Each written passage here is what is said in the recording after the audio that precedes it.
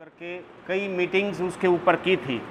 और उन मीटिंग्स के अंदर बहुत सारी चिंताएं व्यक्त की गई थी, क्योंकि बहुत बड़ा डॉक्यूमेंट था, उसको पढ़ा साथियों ने। और ये था कि भाई उसके ऊपर जो भी चीज़ें सरकार ने रखी थी उन पे एक बात तो ये निकल कर के आई कि जो शब्दावली एक तरीके से यूज़ की गई है इसकी प्रस्तावना के अंदर और जो इसके इंट्रोडक्शन के अंदर, वो बहुत ही बढ़िया मतलब थी। ये हमने उस समय दर्ज किया था और ये था कि भाई ये जो लेकिन इसके अंदर जो आगे कंटेंट के अंदर चीज़ें शामिल की गई थी उसके बारे में चिंताएं साथियों की निकल करके आई थी। और उस मीटिंग्स के बाद में सुझाव भी मतलब भेजे थे, क्योंकि सरकार ने जो है उस ड्राफ्ट के ऊपर सुझाव मांगे थे। अब अलग अलग केवल हरियाणा के साथियों ने सुझाव नहीं भेजे, उच्चतर शिक्षा के अंदर काम कर रही जो हमारी नेशनल बॉडी है AI फुक्टो, उन्होंने एक तरीके से सुझाव के साथ साथ अपना वैकल्पिक एक नई शिक्षा नीति का जो डॉक्यूमेंट भी सरकार को सबमिट किया था। उसके बाद में ये था कि सरकार जो है चलो ड्राफ्ट जारी कर दिया, अब जो पार्लियामेंट के अंदर इसके ऊपर चर्चा करके इसकी कोई पॉलिसी डॉक्यूमेंट आएगा। लेकिन जैसे प्रमोद जी ने रखा कि भाई पार्लियामेंट के अंदर बिना चर्चा किए हुए जो है फाइनल पॉलिसी का डॉक्यूमेंट जो है वो जारी किया गया और उसको लागू किया गया। उसके लागू होने के बाद में अलग अलग राज्यों सरकारों के बीच में इसे कितना जल्दी लागू किया जाए एक होड़ सी आपको दिखाई देगी। और उस होड़ के अंदर हरियाणा सरकार जो है वो सबसे आगे अपने आप को स्थापित करने की कोशिश के अंदर लगी रही। अब स्कूल एजुकेशन के ऊपर जो भी चिंताएं हैं हमारे जो स्कूल एजुकेशन के साथी यहाँ बैठे हैं वो रखेंगे। इसके जो उच्चतर शिक्षा विभाग जिस तरीके से इस नीति को देख रहा है और जिस तरीके से इसको लागू कर रहा है और शिक्षक संगठनों व जितने भी टीचर्स हैं उसमें जो चिंताएं उभर करके आई हैं वो मैं आपके समक्ष रखना चाहता हूं। इसमें आप देखोगे कि चलो सरकार ने एक डॉक्यूमेंट जारी कर दिया, हरियाणा सरकार से ये हम तवक्को कर रहे थे कि भाई ये जब जारी करे लागू करे, क्योंकि सरकार ने एक तरीके से सेंट्रल गवर्नमेंट ने एक फ्रेमवर्क दिया हुआ है, टाइम फ्रेमवर्क कि आप इतने तक इसको लागू कर देगो। फुल्ली इंप्लीमेंटेशन ये 2032 के लगभग इसको लागू करना था कि भाई तब तक आप जो ढांचागत परिवर्तन किया जाना है वो परिवर्तन कर लोगे। यद्यपि इसमें यह था कि भाई चरणबद्ध तरीके से आप लागू करोगे। तो हमारी अपेक्षाएं थी कि भाई हमसे बातचीत करेगी सरकार या विभाग के लोग और उसके बाद में इस पॉलिसी को लागू करेंगे। लेकिन आप देखोगे कि इस सेशन से जो है सरकार ने बिल्कुल हड़बड़ी एक तरीके से दिखाई। इस सेशन से पहले हरियाणा के अंदर कुरुक्षेत्र यूनिवर्सिटी के अंदर जो यूनिवर्सिटी में जो ग्रेजुएट के लिए एक इंस्टीट्यूट है, पहले उसको हम यूनिवर्सिटी कॉलेज बोलते थे, आजकल उसको इंस्टीट्यूट बोलते हैं, उसमें ये पिछले सेशन के अंदर लागू की गई। और उस सेशन के अंदर उस कॉलेज के अंदर अभी तक का ये रहा था कि पूरे हरियाणा के विद्यार्थी उसमें एडमिशन लेने के लिए कंपटीशन के अंदर आती थी और एक किस्म से आप यूं कहोगे कि जिसका एडमिशन उसको मिल गया तो वो यूं मानता था कि भाई चलो मेरे को अच्छा हुआ। लेकिन उस इंस्टीट्यूट के अंदर जिस हड़बड़ी के अंदर एडमिशन किए गए 90% विद्यार्थियों जिसके नंबर है उसका एडमिशन नहीं हुआ और जिसके जो है 45% 50% जिसके नंबर थे वो एडमिशन हो गए। कारण क्या कि जिस तरीके से इन्होंने माइनर और मेजर अपने कोर्सेज जो थे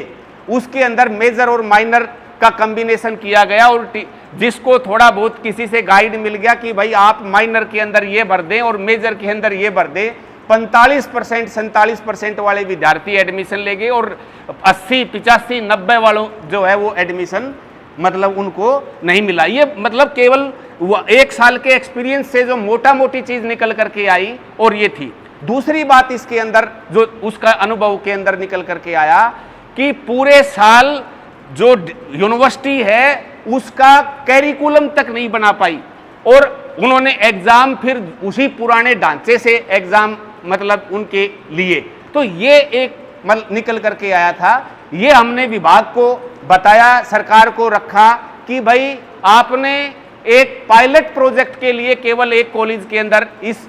पॉलिसी को के आधार पर कोर्सेज शुरू करने की वो की, और आपका जो उससे निकल करके आया वो काफ़ी निराशाजनक एक तरीके से एक्सपेरिमेंट जो है वो हुआ। इसके बाद में ये था, हमने फिर भी मतलब बातचीत उसमें की, और ये था कि भाई सरकार जो है इस बार बातचीत करेगी और इसको बातचीत करके ही इसको इम्प्लीमेंट करेगी। लेकिन इस बार फिर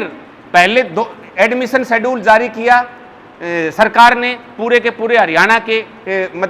कॉलेजेस और यूनिवर्सिटीज़ के अंदर, कॉलेजेस के अंदर एडमिशन के लिए, और ये था कि भाई इस सेशन से हम इसको लागू नहीं करेंगे। उसके बाद में उसको वापस ले लिया, हड़बड़ी के अंदर वापस ले लिया। फिर ये था कि भाई हम लागू करेंगे, और अलग अलग यहाँ डॉक्टर 4 हैं, वो मेरे को मतलब जैसे क्योंकि डॉक्टर साहब थे नहीं, इसलिए मैं ये डॉक्टर साहब से रिक्वेस्ट कर रहा हूँ कुछ चीज़ें सुप्लीमेंट वो कर देंगे। तो वो मतलब शेड्यूल जारी करने के बाद में हड़बड़ी में फिर दोबारा से उसको ले लिया, और सरकार ने ये निर्देश दिया कि भाई सारी यूनिवर्सिटीज़ जो है इसी सेशन से एक तरीके से इसको इम्प्लीमेंट करेगी, न्यू एजुकेशन पॉलिसी को। अलग अलग लेवल के ऊपर जो है फिर शिक्षक संगठनों ने और टीचर्स ने जो है चिंताएं जाहिर की कि भाई आपने अभी तक कोई कैरिकुलम फ्रेमवर्क मतलब लागू, पॉलिसी डॉक्यूमेंट आ गया, असल में जो चीज़ लागू होगी वो है कैरिकुलम फ्रेमवर्क लागू होगा। तो आपने वो कैरिकुलम फ्रेमवर्क तक जो है बनाया नहीं है, आप किस तरीके से लागू करेंगे। यहाँ MD यूनिवर्सिटी, कुरुक्षेत्रा यूनिवर्सिटी, अलग अलग यूनिवर्सिटी के वाइस चांसलर के बीच में होड़ लग जाती है कि भाई हम सबसे पहले लागू करेंगे और हम सरकार को दिखाएंगे कि भाई ये जो है देखो हमने लागू कर दिया। केवल ब्लेसिंग लेने के लिए सरकार के मतलब जो है उसकी ब्लेसिंग के लिए लागू कर रहे हैं। यहाँ पर 2 मीटिंग मतलब की गई ये दिखाने के लिए कि देखो हम टीचर्स के साथ संवाद कर रहे हैं, पॉलिसी डॉक्यूमेंट पर उनका सुझाव ले रहे हैं, कैरिकुलम फ्रेमवर्क के ऊपर ले रहे हैं। यहाँ गवर्नमेंट को 2 मीटिंग्स हुई कुरुक्षेत्र MD यूनिवर्सिटी के, एक जिसके अंदर ये था कि भाई गवर्नमेंट कॉलेज के जितने टीचर्स हैं उनसे बातचीत की जाए, दूसरी वेस्ट कॉलेज के अंदर एडिड कॉलेज के टीचर के साथ बातचीत करने की। 3-4 सुझाव मतलब प्रश्न सवाल जो है टीचर्स ने रखे वाइस चांसलर के समक्ष, और जो उनके अकादमिक जो रिसोर्स पर्सन आए हुए थे वो सुझावों के ऊपर मतलब ये केवल चलताऊ तरीके से वाइस चांसलर ने कह दिया कि भाई मैं बैठा हूं ना, कुछ नहीं होना, मैं बैठा हूं ना। उन्होंने कहा कि जी किस तरीके से आप माइनर और मेजर के बीच में तारतम्य बैठाओगे, ऐसे कि भाई क्योंकि इसमें जो कंसेप्ट मल्टी डिसिप्लिनरी का लेकर के ये आए हैं उसके अंदर उन्होंने कहा कि कैसे हम टाइम टेबल बनाएंगे, कैसे हम एग्जाम जो है वो संचालित करेंगे, और हमारे इवन जो लैंग्वेज और दूसरे सब्जेक्ट्स जो थे उनके वर्कलोड के भी सवाल जो थे, तो जो सवाल टीचर्स ने रखे 2-3 उसके ऊपर वाइस चांसलर का केवल एक जवाब था कि मैं बैठा हूं ना, कुछ नहीं होना, मैं बैठा हूं ना। आप 2-3 साल यहां पर आए हो सरकार की ब्लेसिंग से या आपकी एकेडमिक अचीवमेंट्स के आधार के ऊपर भी, लेकिन आप चलताऊ तरीके से जवाब दे करके मतलब जो है पॉलिसी को लागू नहीं कर सकते। उसके बाद में वेस्ट कॉलेज के अंदर मीटिंग होती है जिसमें डॉक्टर 4 विकास जो मडूटा के प्रेसिडेंट थे, SCTA के हमारे जो अध्यक्ष हैं स्टेट के दयानंद मलिक जी, उन्होंने वहां पर बहुत ही बेहतरीन तरीके से हस्तक्षेप किया और सवाल रखे, और उन्होंने कहा कि जिस हड़बड़ी के अंदर आप इसको लागू कर रहे हो वो इस तरीके से नुकसान पहुंचाएगी यहाँ पर यूनिवर्सिटी का। फिर वाइस चांसलर जवाब भी देता है कि भाई मेरे पैसे फंसे हुए हैं करोड़ों रुपए, आप वो दिलवा दो। यानी कि आप इस पॉलिसी को लागू करते हो तो आपके पैसे फंसे हुए यूनिवर्सिटी के वो पैसे जो है आपको मिल जाएगा, ये मतलब चलता हुआ जवाब वाइस चांसलर देते हैं इस यूनिवर्सिटी NEP को लागू करने के लिए। आप देखोगे 3-4 कमेटियां हरियाणा के अंदर हायर एजुकेशन काउंसिल ने ये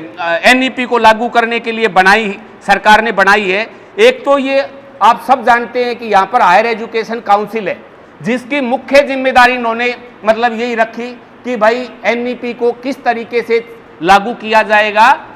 उसको दिशा जो है वो ये हायर एजुकेशन काउंसिल देगी। उसके अंदर जिस व्यक्ति को लागू किया, हालांकि अभी तो वो मेरे ख्याल से रिजाइन कर गए, जो कुठियाला साहब थे, एक बार भी कहीं संजीदा संवाद टीचर्स और टीचर एसोसिएशन के साथ मतलब उन्होंने स्थापित करने की कोशिश नहीं की। 2 कमेटी और इन्होंने इसके अंदर बनाई हुई है, एक स्टेट लेवल टास्क फोर्स बनाया हुआ इंप्लीमेंट करने के लिए और दूसरा स्टेट लेवल कमेटी बनाई हुई है। हमें पता नहीं है कि कौन से लोग जो टीचर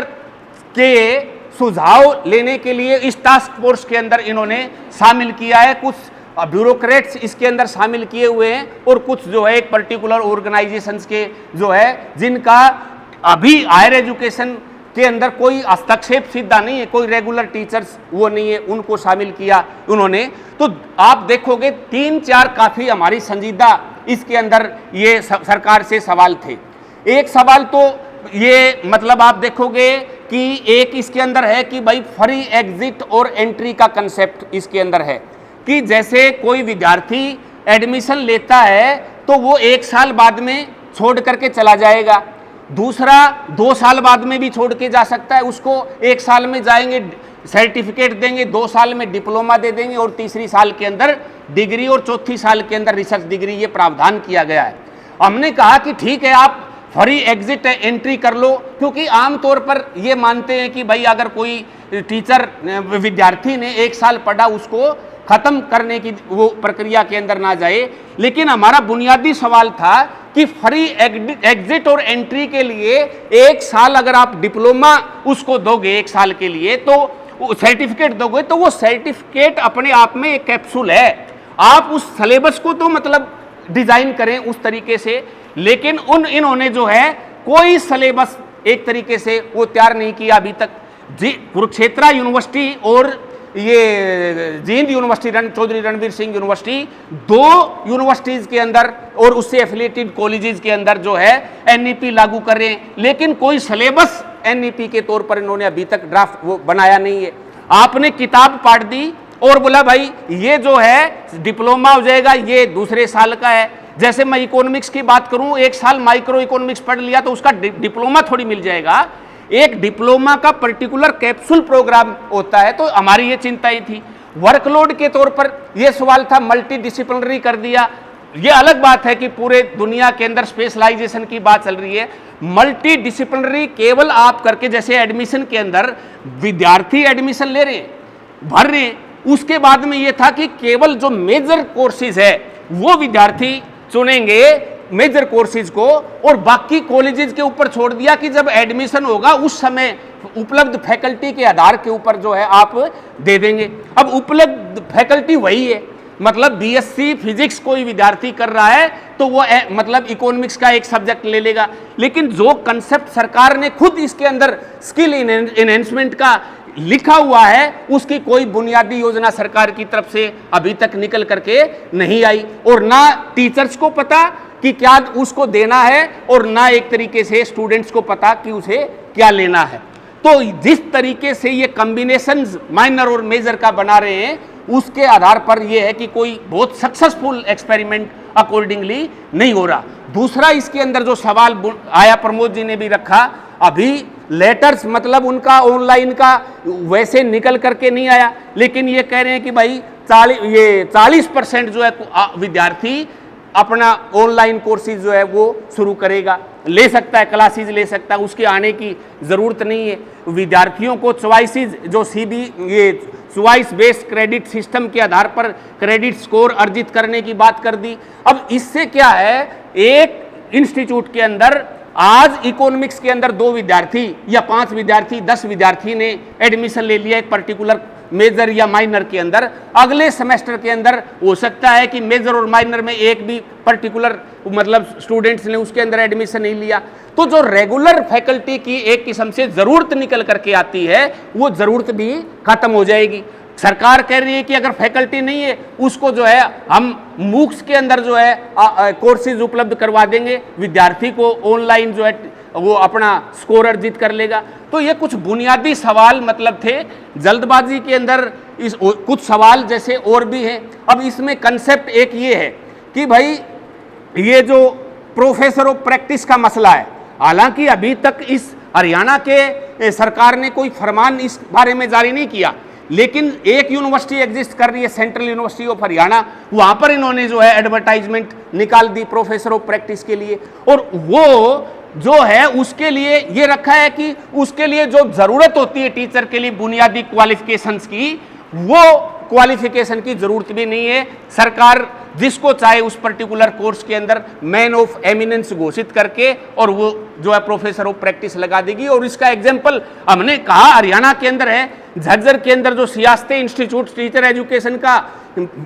खोला गया, उसके अंदर ये पॉलिसी आने से पहले ही इस तरीके से प्रोफेसर ऑफ प्रैक्टिस के नाम पर लिखा हुआ बुनियादी जो टीचर एजुकेशन इंस्टीट्यूट की हेड की जो क्वालिफिकेशन होती है 10 साल एक्सपीरियंस टीचर एजुकेशन इंस्टीट्यूट का नहीं है, लेकिन उसकी एक क्वालिफिकेशन है कि भाई आप आरएसएस के एक स्कूल के अंदर प्रिंसिपल हैं, एडेड कॉलेज प्राइवेट स्कूल से लेकर के आप जो है वो एक हरियाणा के सबसे बेहतरीन इंस्टीट्यूट का हेड बना देते हो उसको, और उसके बाद में जो है उसको रेगुलर भी कर देते हो। तो ये एक तरीके से है। बाकी कुछ इश्यूज हैं डॉक्टर चार, मुझे यूँ लगता है उसको